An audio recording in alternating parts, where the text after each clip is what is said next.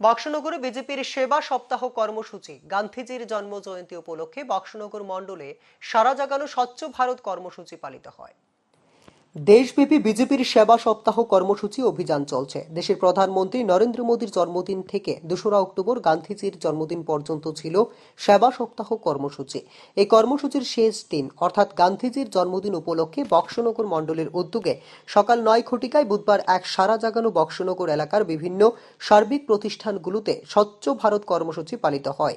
এই কর্মসূচিতে উপস্থিত ছিলেন বক্সনগর মণ্ডল সভাপতি সুভাষ চন্দ্র সাহা, জেলা পরিষদ সদস্য মিলনের নেছা, পঞ্চায়েত সমিতির ভাইস চেয়ারপারসন সেলিনা আক্তার, যুবনেতা জিমুল হক এবং সংখ্যালঘু মোর্চার মণ্ডল সভাপতি নজরুল ইসলাম সহ বক্সনগর এবং কলসিমুড়া গ্রাম পঞ্চায়েতের প্রধান উপপ্রধান সহ অনেকেই উপস্থিত ছিলেন। প্রথমে বক্সনগর মণ্ডল কার্যালয়ের সামনে থেকে স্বচ্ছ ভারত অভিযান কর্মসূচিটি শুরু হয়।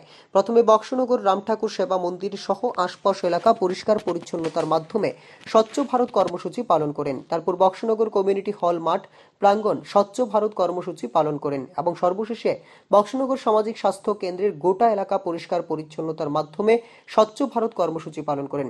গান্ধীজির স্বচ্ছ ভারতের যে স্বপ্ন আজ সারা দেশের সঙ্গে জন্মজয়ন্তী উপলক্ষে বক্সনগর মণ্ডলে 3টি স্থানে যথাযোগ্য মর্যাদায় পরিষ্কার পরিচ্ছন্নতার মাধ্যমে কর্মসূচি পালন করা হয়। প্রায় শতাধিক কার্যকর্তার উপস্থিতি ছিল এই মহৎ কর্মসূচিতে।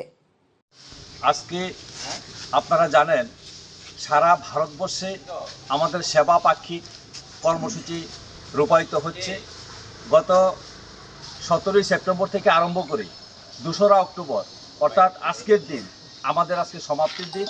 সে 15 দিন যাবৎ আমরা বিভিন্ন সামাজিক কর্মসূচি আমরা পালন করে আসছি।